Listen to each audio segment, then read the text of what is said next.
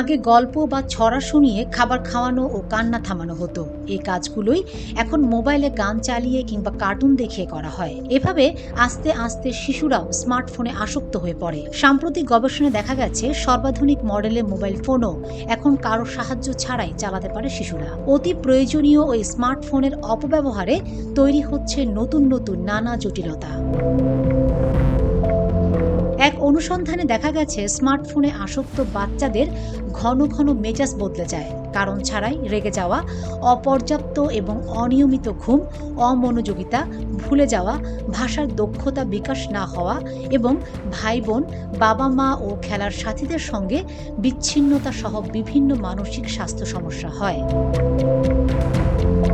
Mobile ফোনকে ঘিরে এক চাঞ্চল্যকর ঘটনা ঘটেছে চুয়াডাঙ্গার পলাশপাড়ায়। মোবাইল ফোন ব্যবহার নিয়ে 17 বছর বয়সী কিশোর ছেলের সঙ্গে কথা কাটাকাটি হয় বাবার। বাবা এক পর্যায়ে ছেলের হাত থেকে মোবাইল ফোন কেড়ে নেয়। এরপর তিনি রাত 8টার দিকে বাড়িতে তারাবি নামাজ পড়তে শুরু করেন।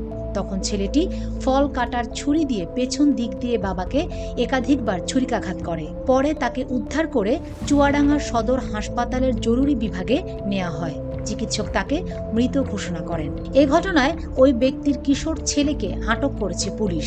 প্রাথমিক জিজ্ঞাসাবাদে সে হত্যার দায় স্বীকার করেছে।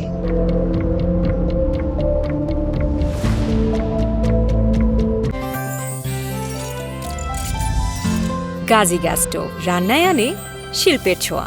সদর হাসপাতালের জরুরি বিভাগের চিকিৎসক কর্মকর্তা তারেক জোনায়েদ জানান, রাত সোয়া 8টার সময় রক্তাক্ত অবস্থায় স্বজনরা ওই ব্যক্তিকে হাসপাতালে নিয়ে আসেন। তার পিঠে ছুরির আঘাতে ক্ষতের সৃষ্টি হয়েছিল। কিডনি ক্ষত বিক্ষত হয়ে রক্তক্ষরণের কারণে তিনি মারা গেছেন। চুয়াডাঙ্গা জেলা পুলিশের অতিরিক্ত পুলিশ সুপার কনক কুমার দাস বলেন, অভিযুক্ত ছেলেকে আটক করা হয়েছে।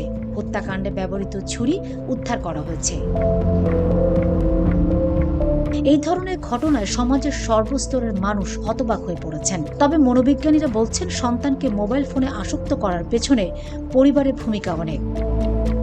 কারণ সন্তানকে সময় না দিতে পেরে অনেক পিতামাতাই ছোট থেকেই সন্তানের হাতে ফোন তুলে দিচ্ছেন, আর এই ফোন দেখাই একসময় আসক্তিতে পরিণত হয়। তাই 16 বছরের কম বয়সী শিশুদের স্মার্টফোন দেওয়া থেকে বিরত থাকুন। আপনার সন্তানকে সময় দিন, তাদের হাতে বই তুলে দিন। সন্তানকে বাগান, পার্ক বা মাঠে খেলাধুলা করতে বা ঘুরতে নিয়ে যান। পারিবারিক সম্পর্কগুলোর চর্চা বাড়াতে হবে। নিজেরা শিশুদের সঙ্গে খেলুন, এতে তাদের মন প্রফুল্ল থাকবে, নানা বিষয়ে জানার আগ্রহ তৈরি হবে। ফলে তাদের মেধা বিকশিত হবে, ভালো থাকবে শরীরও। Fatema Shilu, GTV news.